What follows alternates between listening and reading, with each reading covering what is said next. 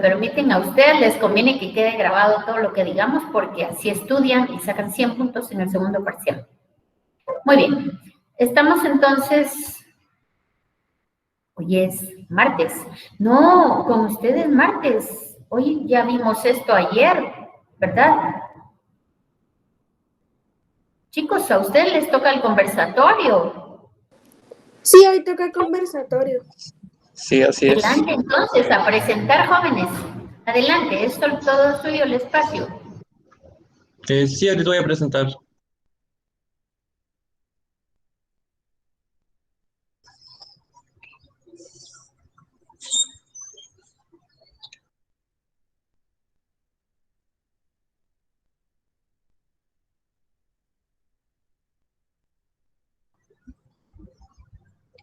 Licenciada, activamos la cámara para exponer o no.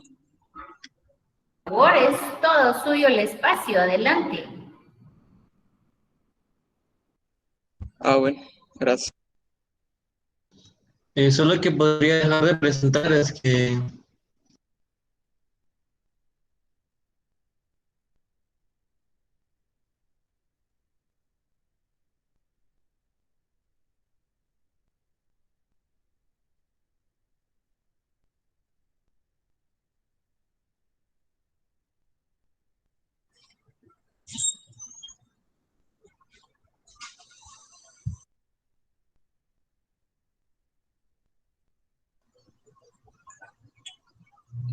Buenas. No lo miramos. Active su cámara, por favor.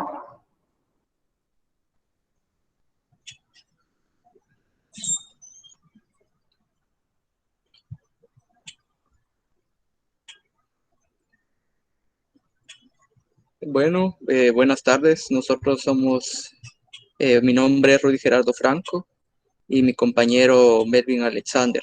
Hoy les vamos a exponer sobre las funciones y hacia las aplicaciones. Las funciones especiales han desarrollado un punto importante en el siglo XVIII y a principios del siglo XIX. Las funciones de algunos de los mejores científicos no hubieran sido captadas por los matemáticos a no haber sido por el impulso inicial de la ciencia. Pero no todas las funciones deben acreditarse a la necesidad científica, ya que algunas partieron de evolución.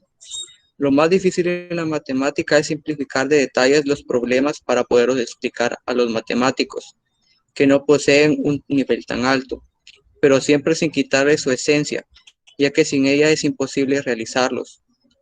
La observación no nos presenta ningún movimiento a la razón. Sin embargo, la hidrodinámica clasifica y ha tenido muchas aplicaciones. La decisión de ver conceptos está en el centro de un fenómeno natural matemático. Es análogo y exige visión científica y cálculo matemático. La velocidad en cinemática, la entropía en la termodinámica, así como la fuerza, la acción y la energía en la dinámica. Ilustran el punto, los grandes matemáticos ilustran los puntos y los grandes matemáticos sobresalieron en el siglo XVIII en este campo. Ni era necesario comparar a los matemáticos puros ni a los aplicados, ya que existían los Bernoulli, los Euler, los de Lambert, etc. Gracias a ellos se volvía casi imposible que alguien alcanzara el rango como hombre de ciencia y de matemática. Nos damos cuenta que muchos de los matemáticos utilizaron diferentes teorías desde el siglo XIX hasta el siglo XX. Una de estas es la de Bessel, ya que aparecía con frecuencia por sus muchas razones. Las ventajas de los sistemas de coordenadas especiales eran adoptados especialmente y también eran familiares para los geómetras.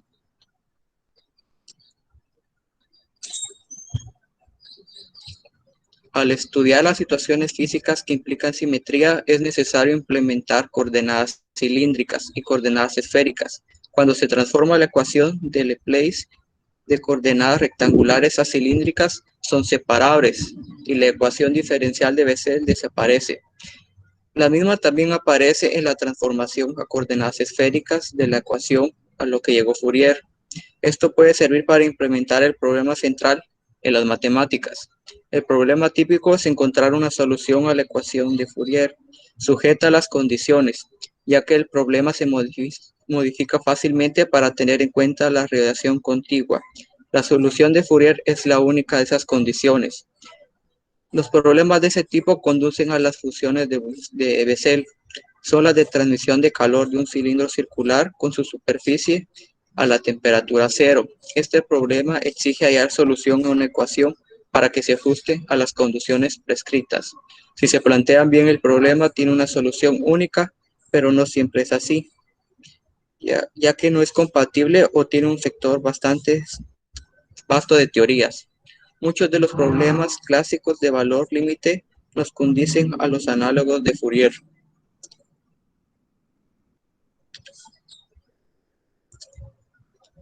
En una ecuación de primer grado, una vez supuesta la posibilidad del desarrollo, el problema equivale a calcular los coeficientes.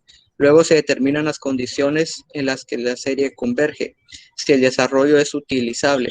Asimismo, parece decir conservador que todas las funciones de la matemática entraron de esta manera, por medio de las ecuaciones diferenciales de la electrodinámica y física, pero muchos de ellos aparecieron a primero de forma casual. Una vez que las funciones especiales cumplieron sus fines científicos, fueron explotados por diferentes analistas con intereses matemáticos en las generalizaciones cada día más refinadas que habían bastado para los problemas de la física. Ni siquiera se preveían aplicaciones científicas. La transición de lo aplicable a lo abstracto solo parecía un progreso natural en las matemáticas. Se ha dicho por la elegancia que ningún matemático ha abandonado sus propias ideas. Hubiera soñado con crear algo tan tosco, y esas funciones pueden mostrar en las refinaciones del siglo XX. Los matemáticos del siglo XVII, sus únicos motivos para la implementación de funciones era solo lo práctico, ya que no contaban con fondos para una investigación. Lo propio puede decirse a otras funciones que se llevaron a la tecnología, como la de Mateo, para analizar una membrana elíptica. Algunas de las adquisiciones de la matemática son puramente subproductos de la casualidad, ya que se decía que sin ellos se podían obtener los mismos resultados, los mismos resultados matemáticos, y los matemáticos prefieren las matemáticas puras a las aplicadas, ya que siguen con una línea a menor de resistencia.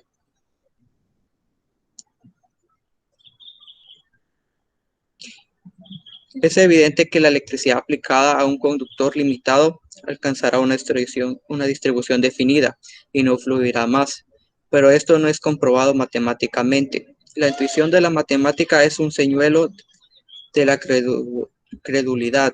Las dificultades empiezan cuando las nociones intuitivas se hacen precisas. Deberían admitirse. Una vez admitido esto, quedamos con el problema de qué es lo que se somete al análisis matemático y excluir de nuestros cálculos a los que no se sometan. En la física matemática se muestra lo engañosa que puede ser la intuición, no restringida por la razón. El principio de Dirichlet fue la suma importancia en la revolución del análisis del siglo XIX. Afirmamos por consiguiente que la exigencia en matemática está asegurada y que esto le llamamos el principio de Dirichlet. Dirichlet siguió a Gauss y Thomson al suponer la existencia del valor mínimo y su posición más moderada que la de Riemann.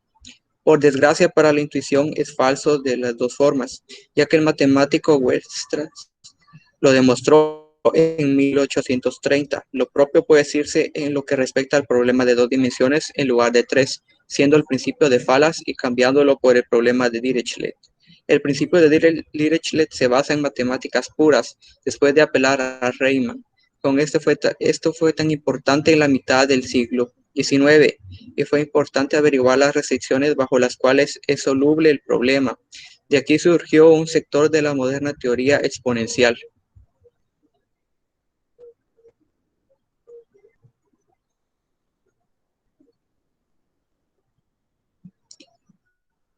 Una lista de los que desarrollaron este tema contiene los nombres de los analistas principales.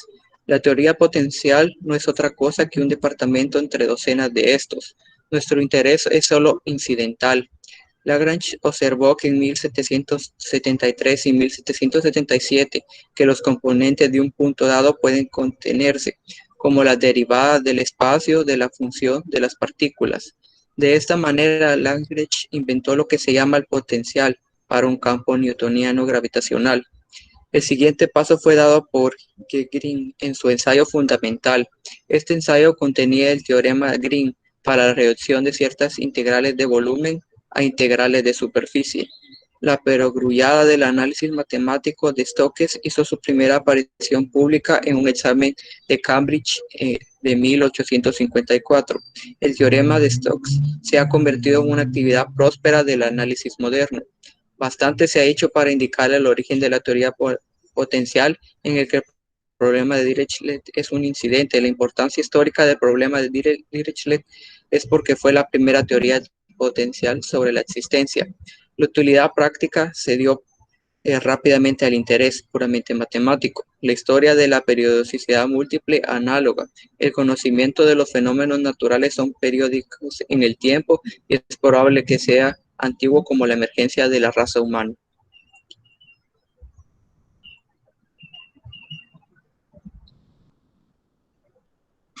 Las extrapolaciones filosóficas de la periodicidad única precedieron a las formaciones matemáticas. Por fortuna de la humanidad, los poetas ignoraban las funciones elípticas, que se basaban seguida de un tiempo con dos dimensiones. Las matemáticas de la periodicidad se organizaron en 1748 con la determinación de Euler de los valores de las funciones circulares cuando aumenta por múltiplos enteros de la mitad de un periodo. Euler fue el primero que emancipó las funciones circulares. Las funciones hiperbólicas siguieron como consecuencia de las formas exponenciales a las formas circulares. Ningún trabajo sugería que pudiera existir funciones con dos periódicos distintos y que incluyeran a la vez las funciones circulares hiperbólicas como casos degenerados en el descubrimiento El descubrimiento por Abel de encontrar esa función doblemente periódica fue un hito en 1825. Las funciones elípticas son de importancia capital, por lo que investigaron su teoría rígida y geométrica y se convirtieron en un campo de prueba. El término integral elíptico designa cualquier integral de la matemática.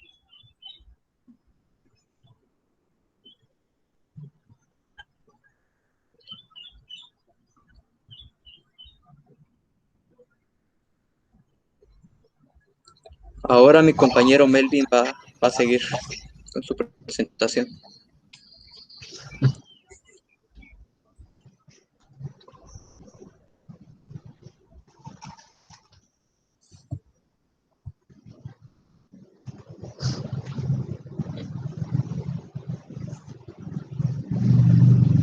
Los problemas mecánicos que llevan a integrales elípticas, el más elemental es el de averiguar la duración de una oscilación completa de un péndulo sencillo. James Bernoulli expresó en 1694 su convicción de que la integración era imposible por medio de funciones elementales. Bernoulli estaba en lo cierto, pero la demostración de la imposibilidad de integrar superior a sus recursos.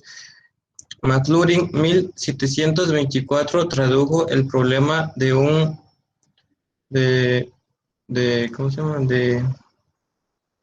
Bernoulli en una construcción geométrica que hubiera sido un progreso si hubiera mostrado los medios necesarios y suficientes para realizarla. El primer trabajo que trascendió de lo obvio fue el de Conti di Fagnano, italiano, 1682-1766, que en 1716 demostró que pueden determinarse dos arcos de cualquier elipse dada una de las infinidad de maneras, de modo que su diferencia sea un segmento de una línea recta.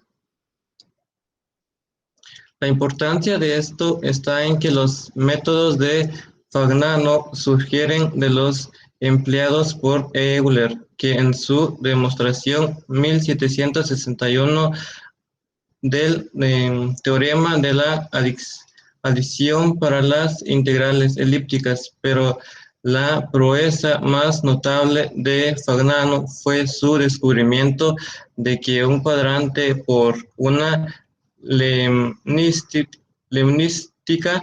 puede dividirse en n partes iguales por medio de una construcción euclidiana, siendo n un entero de la forma 2mh h igual 2, 3, 5.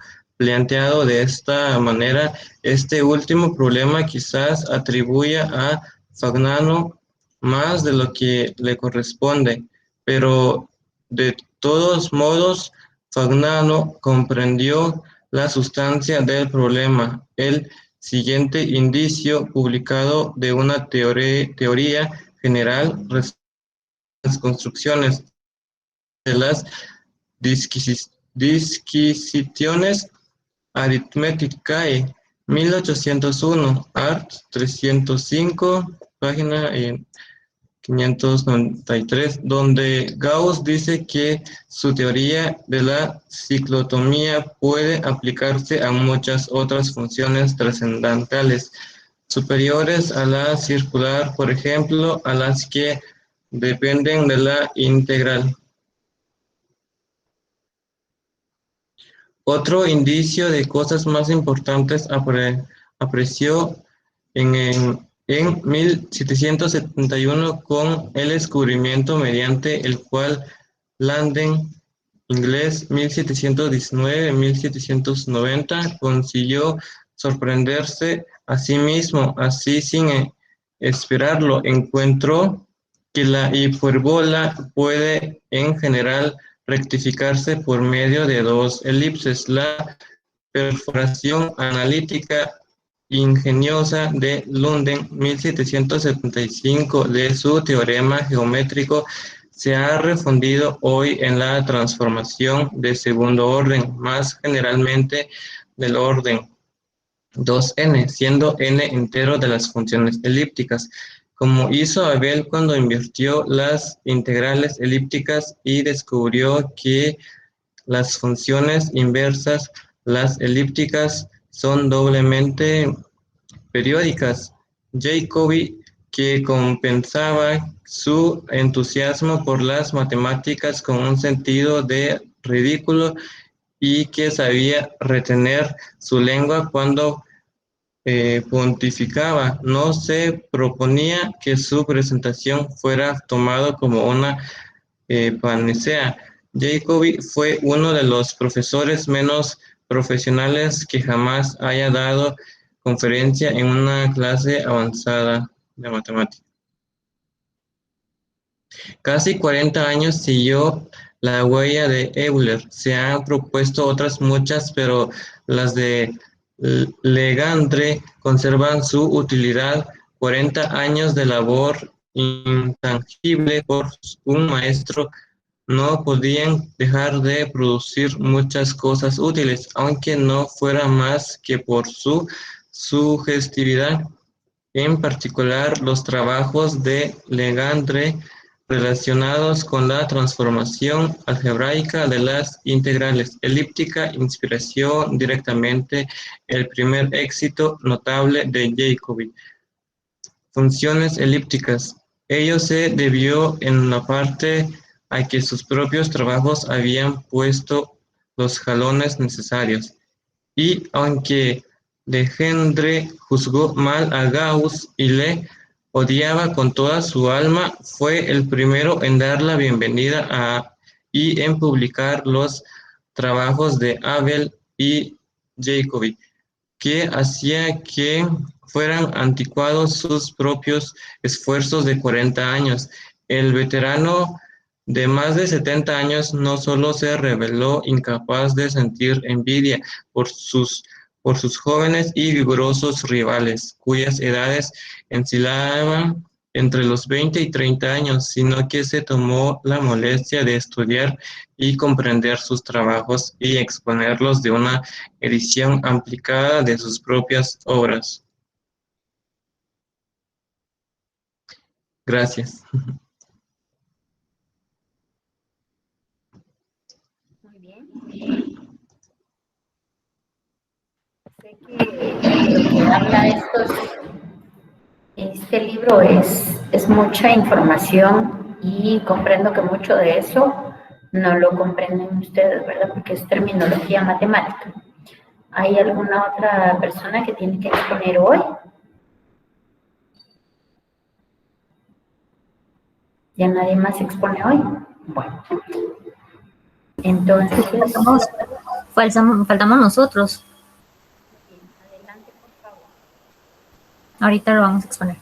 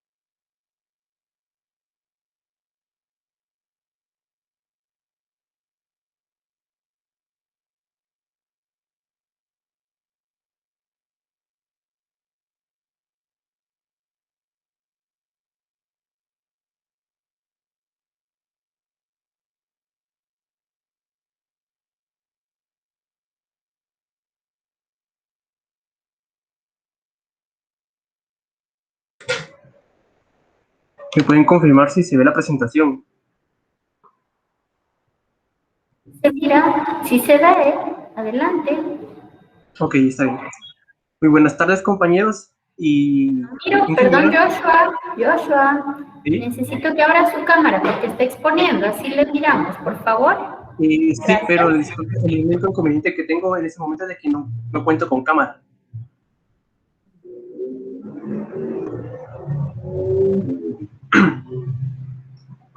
Bueno, buenas tardes, compañeros y ingeniera. A continuación les vamos a presentar lo que sería Historia de la Matemática y su tema invariancia. Como pueden observar, la invariancia se estudió seriamente por primera vez en el año de 1841. Alcanzó la categoría de concepto dominante del pensamiento matemático tan solo 30 años más tarde. Indicar la importancia fundamental que tiene la invariancia en álgebra, geometría, análisis y física teórica. A continuación la dejaré con mi compañera.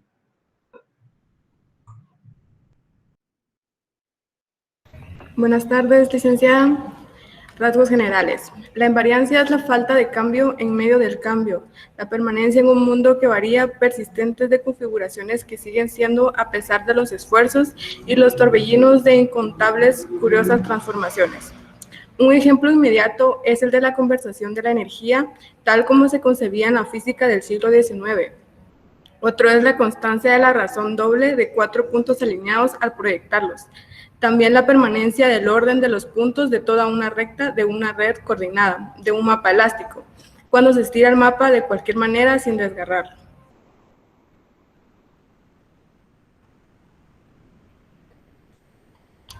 Rasgos generales. El descubrimiento de Lagrange es un caso especial históricamente del primer teorema general sobre las invariantes algebraicos, una transformación lineal homogénea de las variables en una forma cuadrática convierte la forma en otra cuyo discriminante es igual a la forma primitiva multiplicada por un factor, que depende tan solo de los coeficientes de la transformación.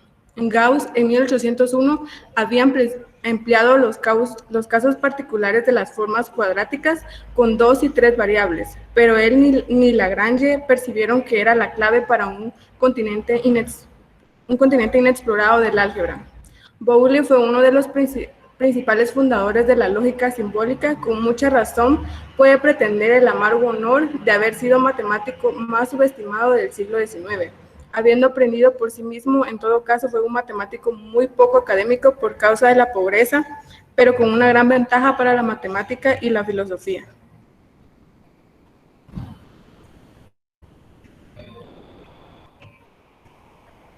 La invariancia algebraica. Cayley llamó a las invariantes algebraicos hiperdeterminantes en su primer documento en 1845, ya que entonces consideraba el fenómeno de las invariantes algebraicas como una generalización de la regla para multiplicar determinantes. Asimismo, es notable que esta primera obra introdujera y usara el método simbólico, ya explícito en las álgebras de Grassmann de 1844, que posteriormente fue simplificado con una asombrosa habilidad y efectividad por los algebristas alemanes. En 1900, Jordan estaba tomando en serio las analogías superficiales de Sylvester entre las fórmulas gráficas de la química y el álgebra de los cuánticos. No solo ha sido Sylvester el único que ha intentado resolver el universo en su cabeza. El álgebra clásica de los cuánticos encontró una interpretación en la física atómica en 1878 a 1900. La síntesis de Weyl también incluye unas partes de la topología de los grupos examinados en su aplicación de una gran variedad de métodos a una situación dada de álgebra o la geometría. Recuerda la universalidad de la de Klein en ambos campos, tal como se encontraban en sus días. Gracias. A continuación, mi compañera va a proseguir con el tema.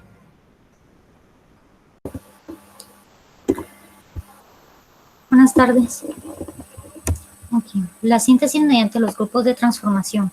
Existen 5 grupos de transformaciones que se supone satisfacen todas las condiciones necesarias para asegurar la existencia de todas las transformaciones descritas. Pero Lie demostró que las posibles excepciones no necesitan ser tenidas en cuenta, puesto que un grupo de un parámetro siempre contiene una transformación infinitesimal y esencialmente solo una. Lie brindó un método para construir transformaciones infinitesimales que dejan invariante a la ecuación. La construcción indica los pasos que hay que dar para llegar a la solución. La ventaja del método de Lie sobre los predecesores es que evidentemente presenta la uniformidad y la generalidad sobre la inventiva desordenada. Es aplicable tanto a las ecuaciones diferenciales ordinarias de cualquier orden como a las ecuaciones diferenciales entre derivadas parciales. Se pone de manifiesto que los teoremas de la geometría clásica no son otra cosa que la expresión de relaciones idénticas entre variantes o covariantes del grupo de semejanzas. Por ejemplo, los primeros miembros de las ecuaciones de las 3 alturas del triángulo son covariantes de los 3 vértices del triángulo para el grupo de las semejanzas. Y el teorema que afirma que estas 3 alturas tienen un punto común equivalente, es decir, que las 3 covariantes en cuestión son linealmente independientes. Por otro lado, Galois, que era el ídolo de Lie, inspiró directamente la aplicación de los grupos continuos a las ecuaciones diferenciales. Quizá Lie no construyó el equivalente del teorema de Galois, pero sus métodos fueron el punto de partida. Para los éxitos iniciales de Picard, de 1883 a 1887, fue un matemático francés que realizó importantes avances en geometría analítica, lector de la Sorbona. Un año más tarde fue profesor de la Universidad de Toulouse y regresó a París con un puesto docente de la Sorbona, que lo acompañó a una plaza de profesor de matemáticas en la prestigiosa École Normale Supérieure. También partió de Berthiaud, de la cual creó una teoría completa de las ecuaciones diferenciales fundamentales, que era a cada ecuación diferencial lineal de orden correspondiente a un grupo finito continuo de transformaciones lineales homogéneas con n variables que tienen propiedades semejantes las de los grupos de permutaciones de una ecuación algebraica. Y también ayudó a Berthiaud con el teorema fundamental que era, también tuvo que ver con Drach, que tomó otra dirección y que en 1898 creó una teoría diferente indicando los conceptos de reductibilidad y grupos de racionalidad que todo sistema de ecuaciones diferenciales ordinarias quedan definidos y elaborados.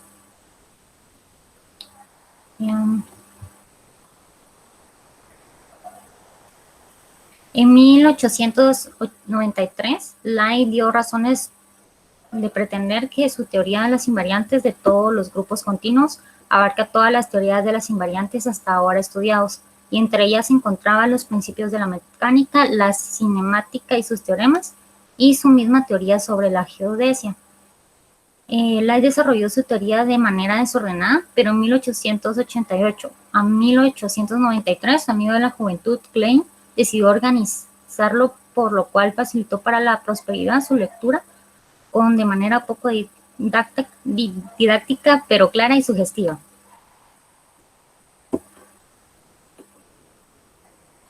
La codificación de la geometría por la invariancia. Se pone de manifiesto que los teoremas de la geometría clásica no son otra cosa que la expresión de relaciones idénticas entre invariantes o covariantes del grupo de semejanzas. Por ejemplo, los primeros miembros de la ecuación son las tres alturas de un triángulo. Después de esto, en el año 1900 se puede decir que hubo pocos avances, pero que los textos que mejor ilustran estos hechos sería el Langer Program, el mismo Klein que nos platica de la relatividad general. La idea de la memoria, conocida como el programa de Langer, es bastante sencilla. Se trata de una definición formal de lo que es la geometría, más allá de la idea o menos intuitiva que tenemos de ella. Ante la aparición de la nueva geometría no euclidiana, parece lógico preguntarse qué es la geometría.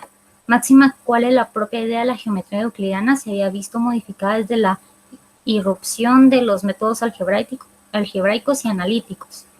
Empieza a no estar tan claro que la geometría sea el estudio de puntos, rectas, curvas y superficies, puesto que es el propio análisis matemático sobre el estudio de las ecuaciones diferenciales. Parece estudiar también tales objetos. Por otra parte, hay métodos analíticos y algebraicos también que son aplicables a las geometrías no euclidianas, que digamos son los niveles de distinciones a un lado de las geometrías no euclidianas y geometría euclidiana. Por otro lado, la distinción entre los métodos sintético, algebraico y analítico. A continuación les voy a dejar con mi compañero para que les siga explicando.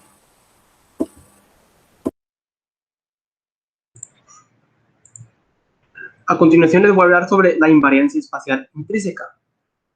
Hablar de la invariancia espacial es hablar de la topología. Con el desarrollo extraordinariamente rápido de la topología o análisis, el concepto de invariancia penetró en el siglo XX, más profundamente que hasta en ese entonces no se había logrado tanta investigación, tanto en la geometría como en el análisis, pero para los matemáticos menos dotados, condenados por la naturaleza a detenerse a cada paso que ellos daban por el razonamiento lógico, para comprender su conclusión. La topología ha de seguir un camino real por el que nunca viajarán, aunque este camino sea real de las matemáticas. De la persona, Menaencho, un matemático, aseguró a Alejandro Magno que no existía. La topología se ocupa de ciertas propiedades cualitativas en un espacio ya definido, por ejemplo, un conjunto de objetos con un sistema concreto de propiedades. Por lo general, a los objetos se les suele llamar puntos, pero la burda noción intuitiva de puntos no es la única a la que se le aplica. En este caso, la topología tiene un espacio general o abstracto. Y como por último ejemplo de teoremas y definiciones topológicos, pueden sugerir las dos principales direcciones, la combinaria o la analítica, que siguió la topología del siglo XX. El famoso teorema que mencionaré a continuación sugiere los conjuntos de dos puntos a Cantor. Una curva cerrada, plana y sencilla, divide el plano exactamente en dos regiones y la curva en su entorno. A continuación les presentaré lo que sería nuestro glosario. Gracias.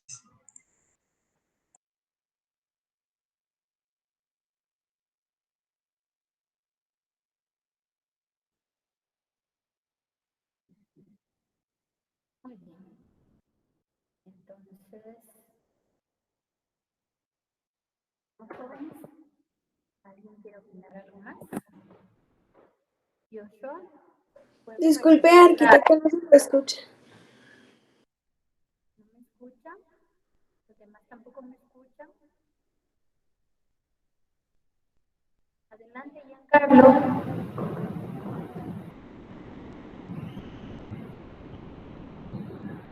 Gracias.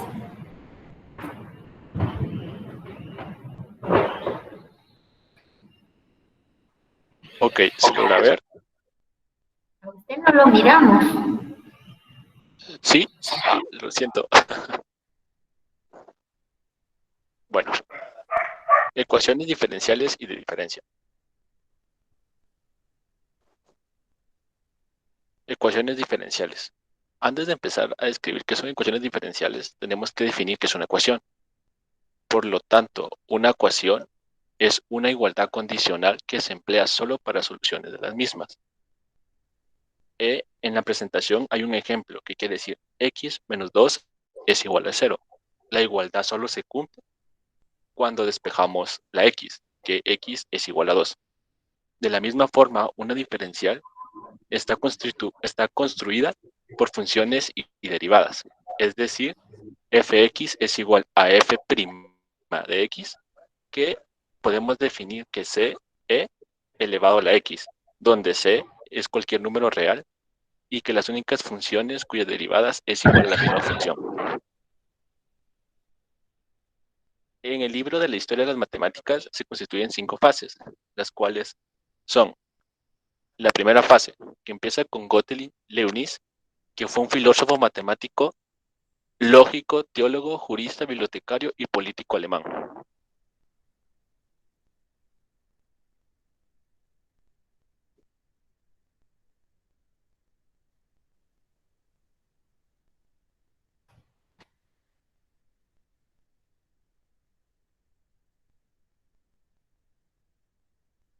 Ya no se escucha. Rosa. Ahora sí, las leyes del movimiento planetario en el que se intervienen distancias, velocidades y aceleraciones, o lo que es lo mismo, las leyes de posición y sus derivadas, primeras y segundas, en función de tiempo. En 1960 y 1970, lo que se consiguió en esta primera fase fue equivale a 8 primeras semanas de un curso universitario normal, que cabe recalcar que esta época se cultivaba lo que era la mecánica y física matemática, entre otras. Durante esta primera fase se originaron muchos problemas por la razón que no hubo un estudio adecuado de las ecuaciones diferenciales. Hasta que Cauchy, en el tercer decenio del siglo XIX, dio los primeros teoremas de existencia. Segunda fase. La segunda fase inicia con Cauchy, quien fue miembro de la Academia de las Ciencias de Francia y profesor de la Escuela Politécnica. Durante el siglo XIX surgen los teoremas de existencia. También era llamado el teorema de Picard. Este establece bajo las condiciones puede asegurarse la existencia y unidad de solución de un EDO o dado un problema de Cauchy, problema de calor inicial.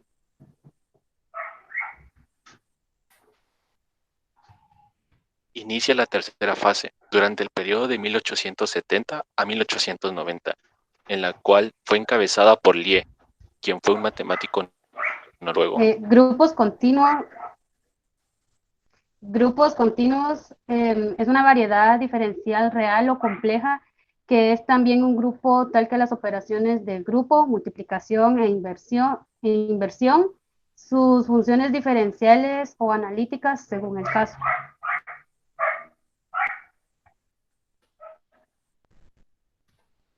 Durante la cuarta fase, que inició entre 1880 y 1890, encabezada por Picard, cuyo objetivo era construir las ecuaciones diferenciales.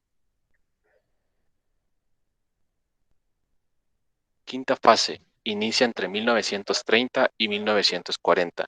Aquí se empiezan a cosechar las álgebras abstractas.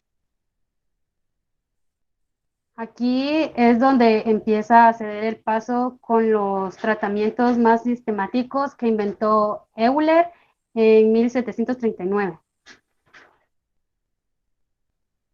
Luego, con los métodos de variación de Langridge. Después, teoría de ecuaciones lineales con Allenberg en 1748. Y luego con Langridge, que introdujo la ecuación adjunta. Los cuales Euler fue el que más sobresalió. Y Langridge el que demostró más espíritu matemático.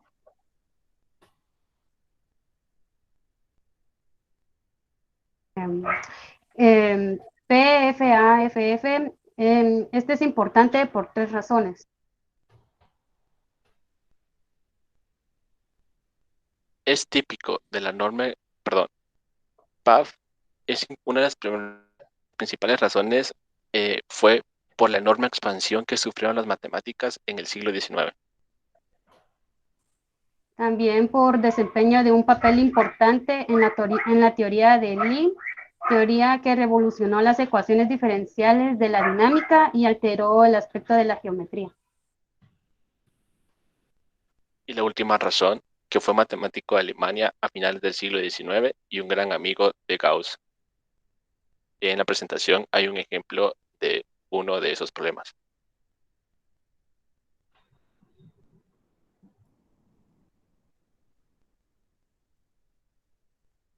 Ecuaciones de diferencia.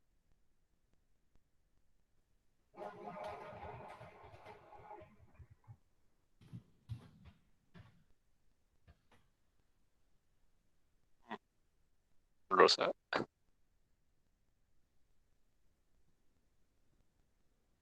Perdón.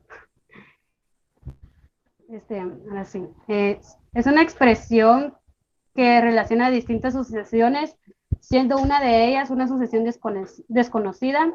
Son similares a las ecuaciones diferenciales, sustituyendo las funciones por sucesiones.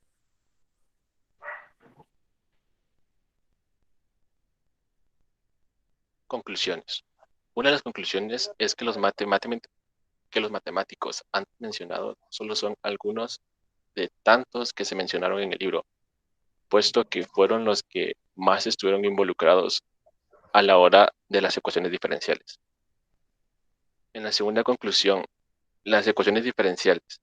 Estas ecuaciones fueron tan notables que se utilizaron para varios cálculos, desde problemas físicos hasta geométricos.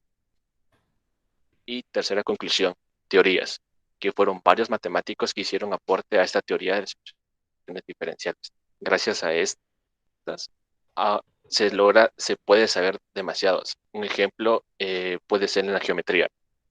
Suena absurdo, pero los geómetras estudian la geometría y gracias a estas ecuaciones se logran saber demasiadas cosas.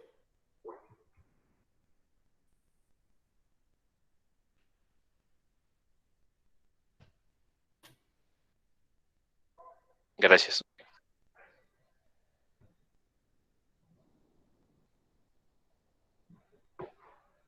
Muy bien. Estamos entonces, jóvenes, no miro el glosario, no lo vi.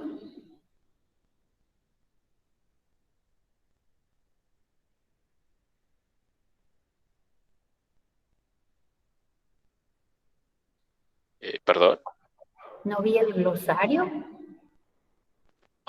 Lo siento, se me fue y coloqué una grafía. ¿Verdad que sí?